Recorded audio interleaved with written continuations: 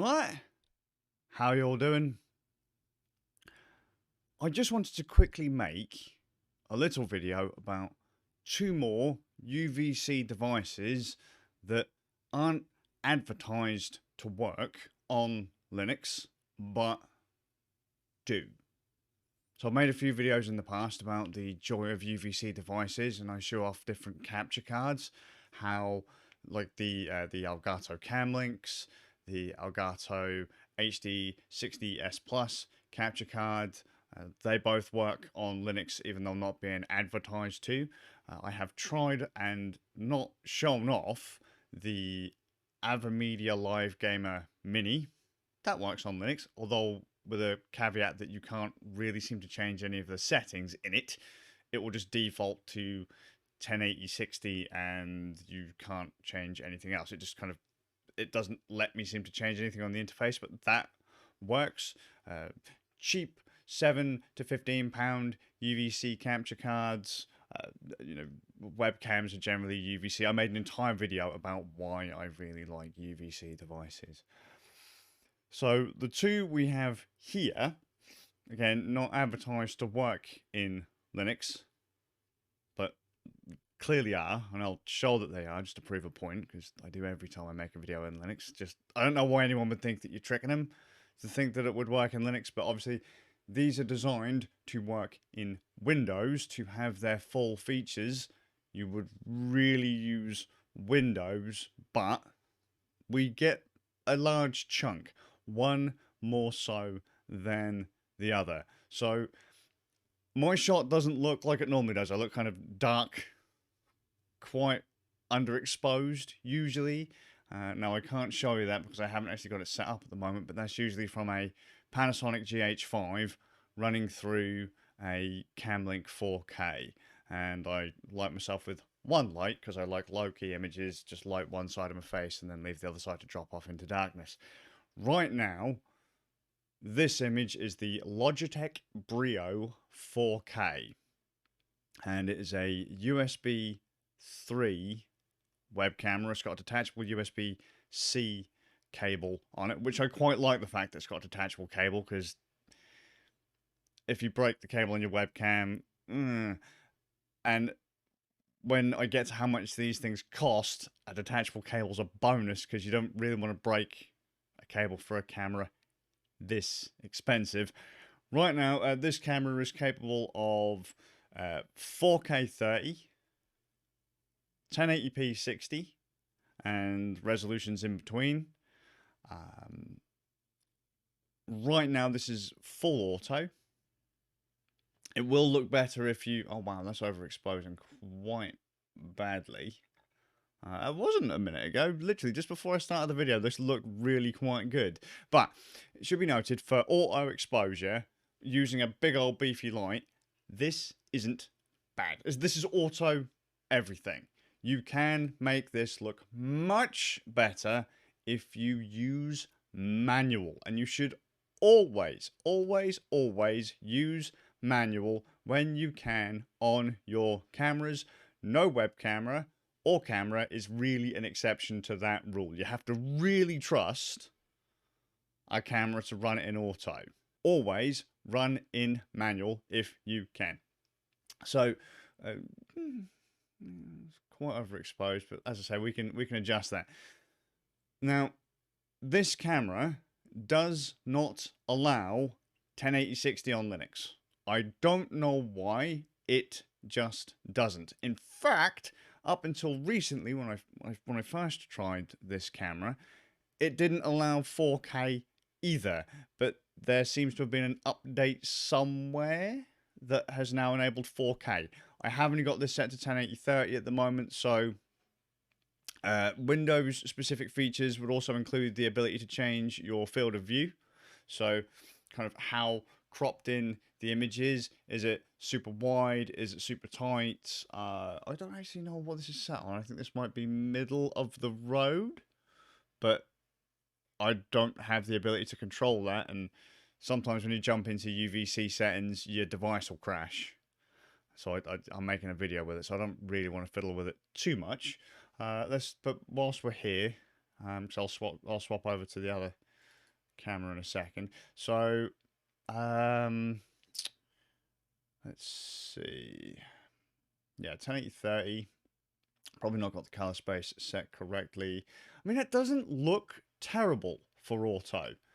I'll go from aperture priority to manual. Oh my god, that's gone dark. That's actually, I like it more dark, to be the honest. And then all I'll do is I will change the exposure. Exposure absolute. Let's bump that up a little bit. That's more like how I would normally have my images, to be honest with you. And that's all that literally took was an exposure adjustment. Focus is on auto. Zoom is ultra wide. I don't really think the zoom's that's just going to be a digital zoom. It's not going to control the actual. Like I say, you can change the field of view in Windows and stuff. But I'm going to be honest, I don't think that looks bad. Okay. So I'll hit the OK and hope it doesn't crash the UVC driver. Fantastic. Now let's hop over to the other camera, the Avermedia 315, which is that one. So this one is advertised as a 1080p 60 frame per second camera over USB 2. And this actually does give you 1080p 60 FPS over USB 2. It's plugged into USB 2. It's running at 60 right now, which is why I'm recording the video at 60. Excuse the fact that the kind of angles are a little squiff as well, because you're kind of sat on a monitor that's on a really janky stand, and I'm actually having to hold, because of the extra cables hanging off the back of it, I'm actually having to prop the monitor up to stop it from going off my desk, and I can't really adjust the angle all that well. But as you can see, ultra wide field of view. I will say this is probably one of the more reliable cameras that I have used on Linux as far as UVC is concerned. Like, as I said, UVC tends to crash, so you'll either then want to pull the device and then plug it back in or restart your machine. Not having too many issues with this one. This is the cheaper of the two. Let's see. We go there. Yes, 1080p 60 color range partial. Let's change this from auto as well to manual mode. No significant changes there. Where is the exposure button? Exposure absolute. So if we go here, let's move it out of the way so I can see the. Now I will say as well, the Logitech has an auto mode on it, auto focus. The Avermedia is fixed focus, wide angle. Can't change that. Fixed focus. I don't think you can change the Avermedia's field of view. I'm pretty sure it's just wide by default, and it's fixed focus. So anywhere from a certain point will be sharp, and then it will fall into infinity focus. Whereas the Brio, you can do some jiggery poker and it will focus on you. But then I don't really like using autofocus on cameras either, because they tend to focus hunt. If you ever see breathing in video, so where like the background starts to kind of shuffle and maybe move in and out, and kind of focus seems to move a little bit, like 1 minute it's in focus, then it's a little bit not in focus, then it's a bit more in focus. That's focus breathing. It's annoying. Please, if you can, turn your cameras onto manual for focus too. Just focus, sit there and shut up. Cool, job done. Yeah, I like the fact this is ultra wide, and I like the fact that it's 1080-60 over USB 2.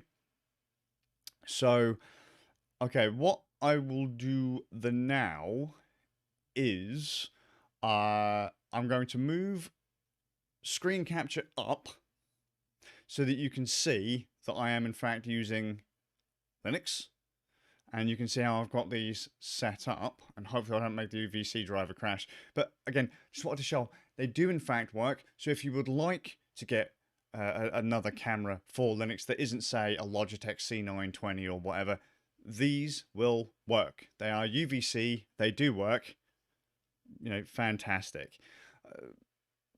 I mean, I've done entire videos on the C920 and gone over to the GH5 at some points, and no one has complained about the difference in picture quality. So you don't need to use the excuse of, I need a really good camera before you go out and make videos. Okay, so it is actually just a bit of a shame that my Panasonic, is it working? 1 second, turn that off. Oh no, there you go. It's just the screen capture, but there you go. The UVC on my Panasonic has basically pooped the bed, and so I'd have to pull it and plug it back in, and I just can't be bothered to faff with it. Right, so just to show you, UVC device 1 is the Avermedia. If I bring the screen capture up, so it doesn't kind of push that out. This is the Avermedia. No, this is the Logitech, and so you should now be able to see Logitech Brio. I don't think I've got the video format set correctly, but nothing too much to worry about. Just experiment.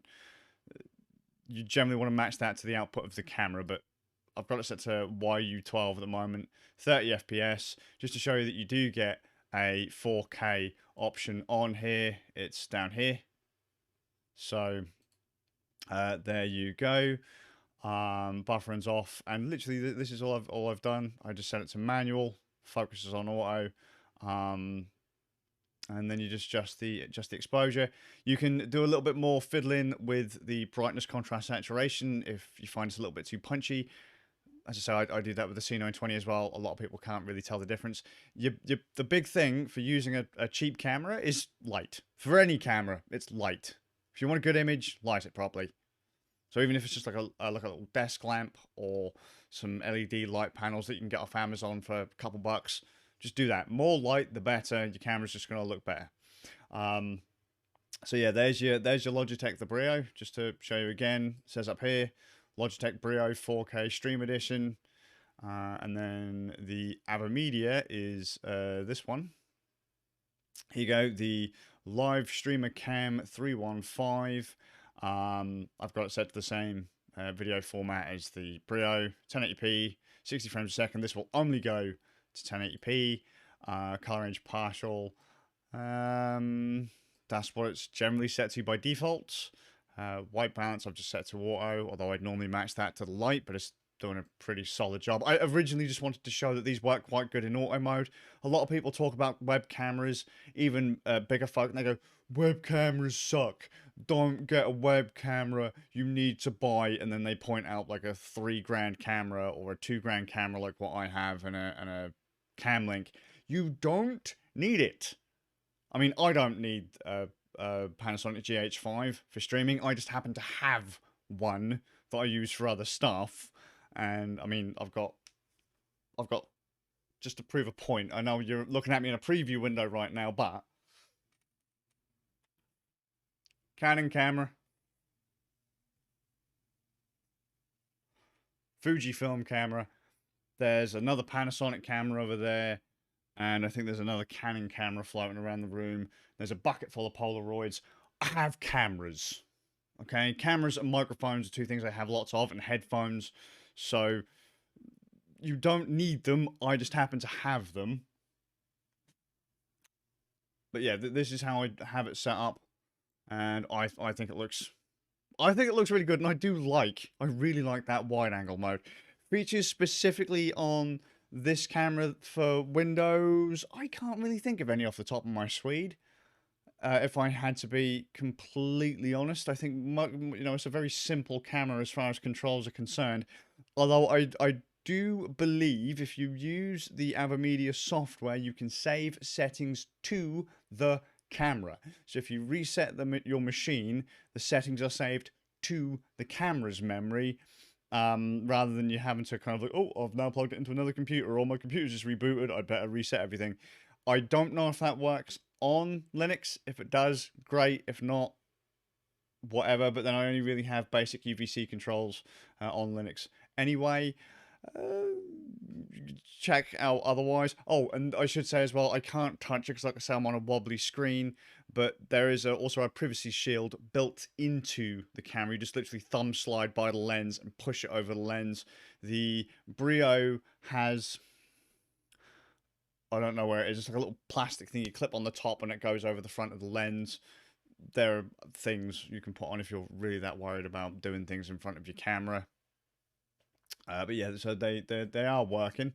This is my Manjaro GNOME setup. So there you go, just to prove a point. And these are the camera's current prices. The Logitech Brio, is this the one that, oh, it doesn't say it's the one that I ordered, but anyway, Logitech Brio comes in apparently at £179. Wow! I completely forgot it was that expensive. It's quite expensive. So that's groovy. Do I think it's worth the money? Maybe. I think it's pretty good.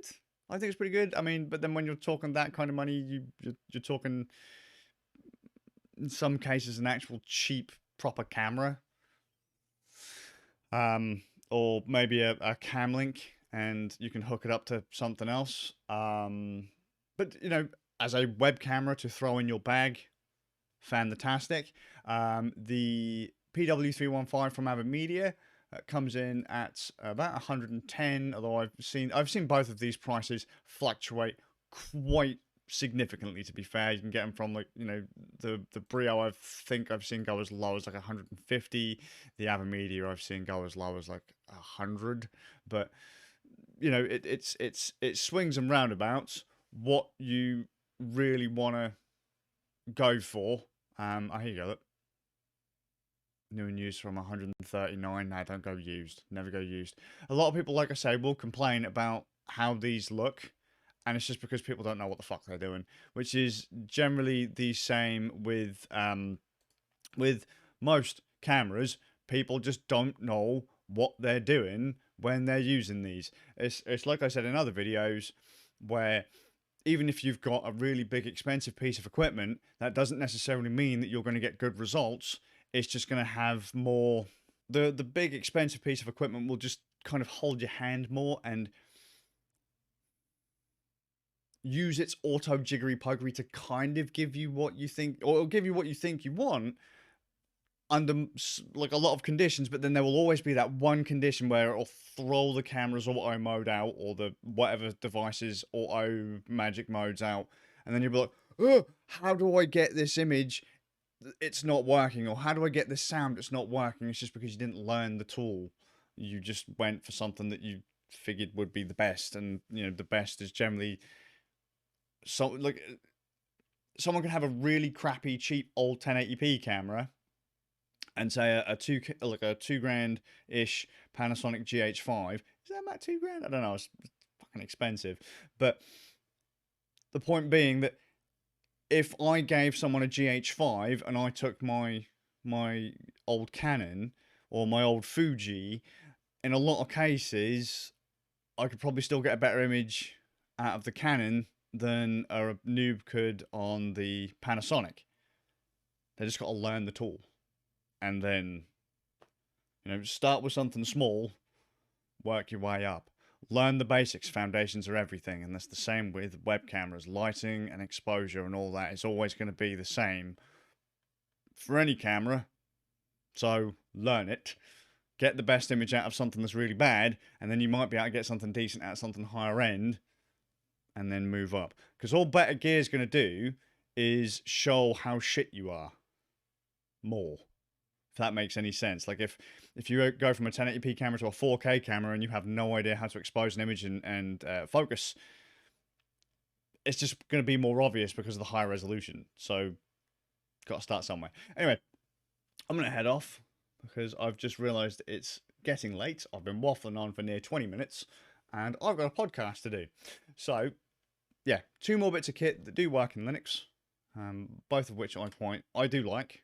I really wish I could just grab. I really wish I could just grab the Avermedia. I wish I could just grab it. I'm just like, oh, that's the wrong one. It's that one.